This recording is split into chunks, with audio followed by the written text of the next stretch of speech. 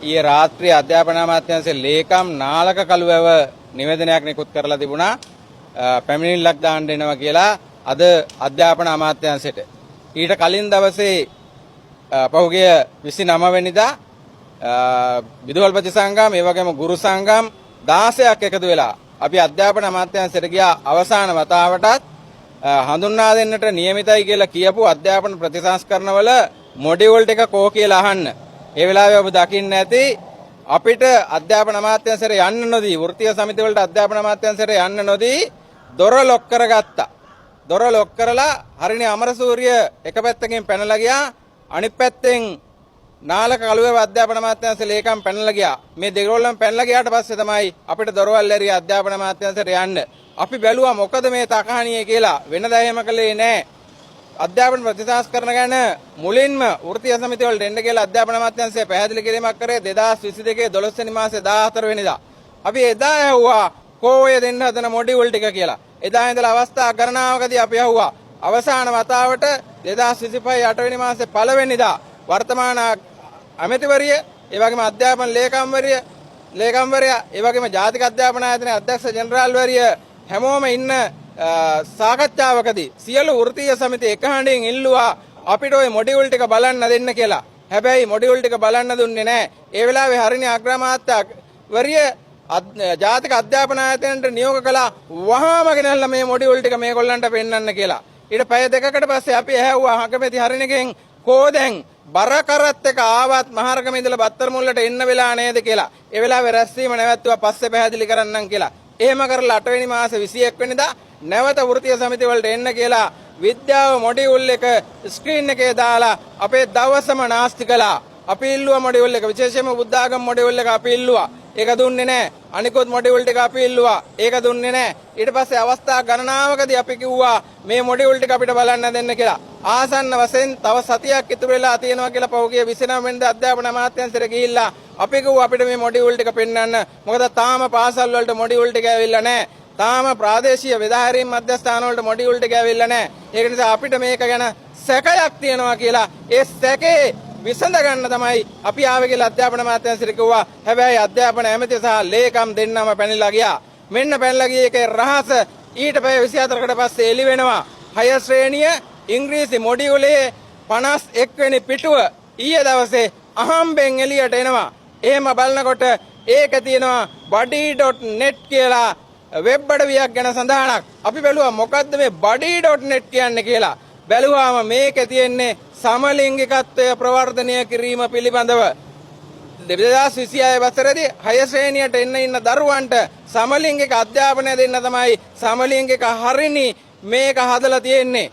අධ්‍යාපන අමාත්‍යාංශයේ කළ යුතු කාර්යභාරයක් බලහත්කාරයෙන් ජාතික අධ්‍යාපන ආයතනය පවරගෙන ඒගොල්ලෝ තමයි මොඩියුල් ටික හදලා මුද්‍රණය කළේ රහසිගතව.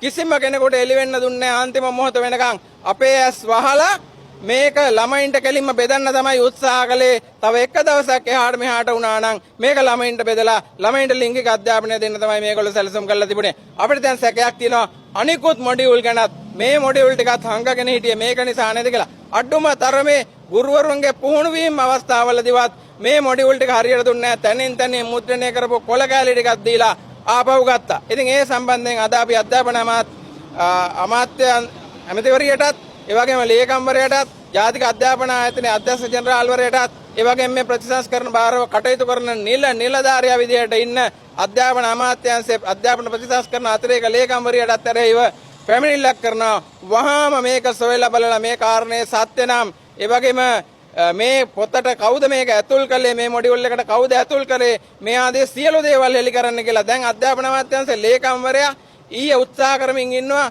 සියලු දේවල් ජාතික අධ්‍යාපන ආයතනයේ පිට දාලා ඇඟ බේරගන්න. අපි කියනවා නාලක් කළුව ලේකම්තුමෝ එහෙම බේරෙන්න බෑ. අධ්‍යාපන අමාත්‍යාංශයේ ලේකම්ට තමයි මේකේ වගකීම තියෙන්නේ. ඔබතුමා මේ වගකීම බාර ගන්න ඕනේ. ඒ වගේම අපි දැන් මාස ගණනාවක් පුරා මේකේ තියෙන අහිතකර ප්‍රතිඵල පිළිබඳව මේකේ සැඟවුණු න්‍යාය පත්‍රය පිළිබඳව ලිංගික අධ්‍යාපනය ලබා දෙන්න සූදානම් වීම පිළිබඳව පාසල් සිසුන්ට අපි සමාජ මාධ්‍යවල මේවා ලිව්වා අධ්‍යාපන අමාත්‍යාංශයට. එතකොට මොකද වුනේ?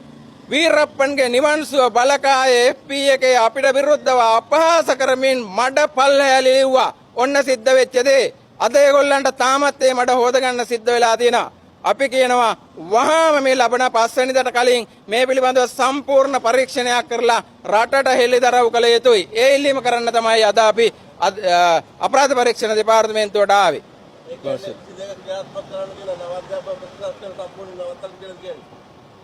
අධ්‍යාපන ප්‍රතිසංස්කරණ අත්‍යවශ්‍යයි කියන එක අපි එදා ඉඳලා කිව්වා. ඒක මේ මීට කලින් එන්න තිබුණු එකක්.